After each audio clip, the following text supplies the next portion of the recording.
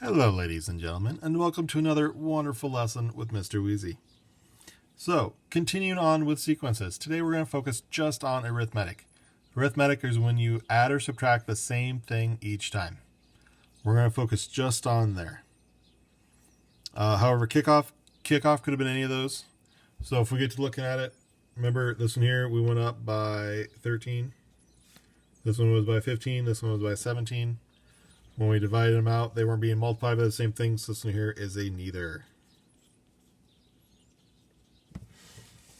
So, when we're finding missing numbers with arithmetic, first we got to find the pattern. If it's arithmetic, we know we're going to add or subtract by the same thing each time. So just take the second term and minus the one in front of it, the first term. Whatever you get, that's going to be what's going to change by each time. Now, if one of the first ones are missing, just move on down the line. Maybe it's the fourth one and you're going to subtract the third one. Or maybe it's the third and you're subtracting the second. Doesn't matter, just take one number and subtract the one to the left of it. Subtract that away. Whatever you get then you're going to go to, okay, what's missing? Then that previous number to what's missing, add that to it, and that's going to be the fill-in. And we're going to do some, so hang on there. So, here we're missing our third number. So if we take 54, we minus 61. When we do that, we're going to end up with a negative 7. So then I'm going to take this, I'm going to put this with the 54. So 54 plus a negative 7 ends up with 47. And so this here is going to be my missing number.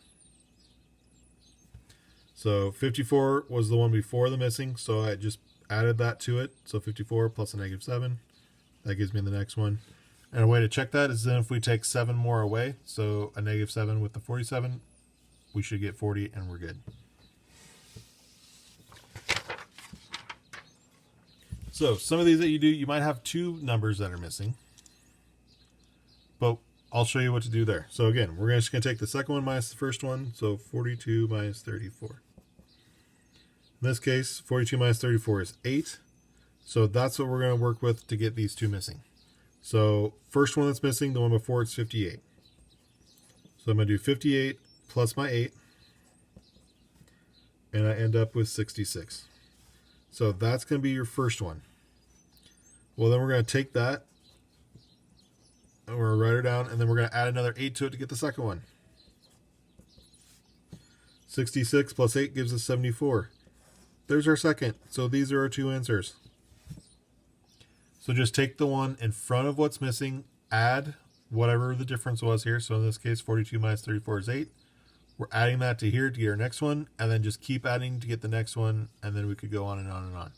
74 plus 8, by the way, 82 if you want to check that.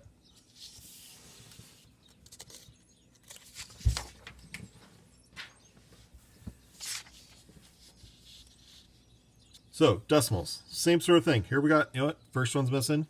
We got the second, but then our third one's missing. Go over to one of these. And this will work. So we could do 1.3 minus 1.2, which ends up being 0.1.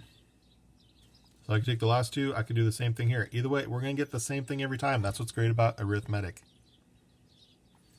So, missing this one here. If we don't have the number before, if we take this one here, our 0.9, to go backwards, we would do the opposite. So instead of adding to go forward, we're going to subtract to go backwards. So minus 0.1, and that leaves us with 0.8. So that's our first one. Going to the right, we're going to add. So 0.9, we could do that one again, plus our 0.1. And that'll leave us with 1.0. And that's our second one. So if you're missing one before it, subtract whatever it's changed by each time from that one after it. Otherwise, to go to the right, just add on, and we're going to keep adding as we go. Fractions. We can do the same thing with fractions. Just remember, when you subtract fractions, all we have to do is subtract the tops. The bottoms just have to be the same. So 11 over 19 minus 12 over 19. So bottoms are 19. That's going to stay at 19. 11 minus 12 is a negative 1. So that's what it's changing by each time. So if I have 9 over 19s and I add in a negative 1 over 19, 9 minus 1 leaves me with 8 over 19 as my answer. So, questions, comments, concerns, please let me know. Shoot me a message on Google Classroom or my email to get the best response. Otherwise, you can pan me too if you like that better, but just know I don't always check it as often, so it might take a little longer to get a response back. But until next time, guys, we'll talk to you later.